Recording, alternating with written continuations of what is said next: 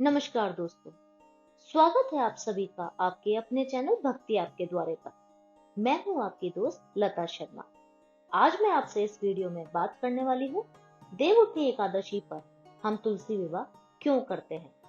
इसकी कुछ महत्वपूर्ण कथाएं हैं जो मैं आपको सुनाती हूँ। तो आइए फिर शुरू करते हैं।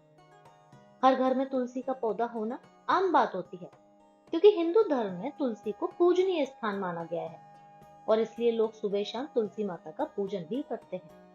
कहते हैं तुलसी भगवान विष्णु को अति प्रिय है और इसका पूजन करने से वे प्रसन्न हो जाते हैं।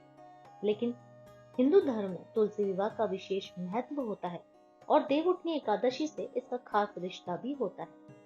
देव शयनी जो एकादशी होती है, उस दिन भगवान विष्णु 4 माह के लिए योग निद्रा में चले जाते हैं और फिर कार्तिक माह के शुक्ल पक्ष की एकादशी यानी जो देवउठनी एकादशी आती है, उस दिन वो अपनी योग निद्रा से जागते हैं। भगवान विष्णु के योग निद्रा से जागने के बाद ही मांगलिक कार्यों की शुरुआत हो जाती है। इस साल 23 नवंबर को देवउठनी एकादशी है। इसके एक दिन बाद यानी 24 नवंबर को तुलसी जी का विवाह होगा।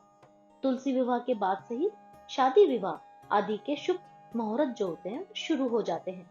तुलसी विवाह के दिन लोग अपने घरों में तुलसी और शालिग्राम भगवान की विवाह करते हैं। ऐसा करने से व्यक्ति के भाग्य में वृद्धि होती है। तुलसी विवाह के लिए अभिजीत मुहूर्त 24 नवंबर शुक्रवार की सुबह 11:43 से दोपहर 12:26 तक रहेगा। वहीं तुलसी विवाह के लिए विजय मुहूर्त 24 नवंबर शुक्रवार की दोपहर 1:54 से दोपहर 2:38 तक रहेगा। इन शुभ मुहूर्त में भगवान शालिग्राम और माता तुलसी का विवाह रचाने से व्यक्ति का विशेष लाभ प्राप्त होते हैं। तुलसी जी को धन की देवी माँ लक्ष्मी का अवतार माना जाता है। वहीं शुक्रवार का दिन माँ लक्ष्मी को समर्पित होता है।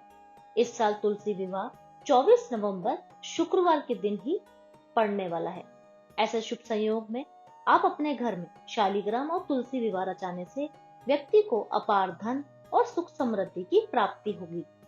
तो आइए सुनते हैं तुलसी विवाह की कथा। पौराणिक अनुसार प्राचीन काल में एक राक्षस था जिसका नाम जालंधर था। वह बहुत ही शक्तिशाली था। उसे हराना आसान न था।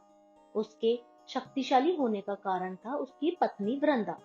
जालंधर की पत्नी वृंदा पतिव्रता थी। उसके प्रभाव से जालंधर का कोई भी परास्त नहीं कर पाता था। जालंधर का आतंक इस कदर बढ़ गया था कि देवतागण जो थे वो भी परेशान हो गए। जब कभी भी जालंधर युद्ध पर जाता था तो तुलसी भगवान विष्णु की पूजा करने लग जाती थी। विष्णु जी उसकी सारी मनोकामनाएं पूरी करते थे। जालंधर से मुक्ति पाने के लिए देवतागण मिलकर भगवान विष्णु के पास पहुंचे और उन्हें सारी व्यथा सुनाई। इसके बाद समाधान ये निकाला गया, क्यों ना वृंदा के सतीत्व को ही नष्ट कर दिया जाए।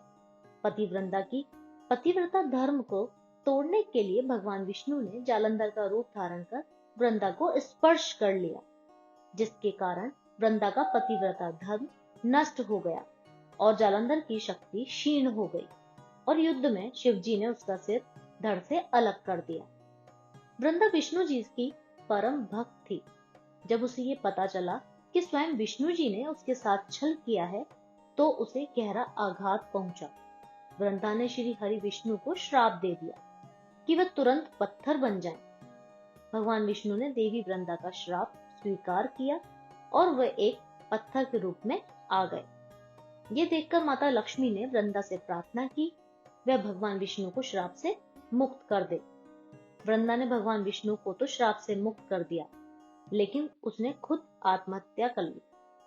जहां वृंदा भस्म हुई वहां पौधा एक उग गया, जिसे विष्णु जी ने तुलसी का नाम दिया और बोले कि शालिग्राम नाम से मेरा एक रूप इस पत्थर में हमेशा रहेगा, जिसकी पूजा तुलसी के साथ की जाएगी।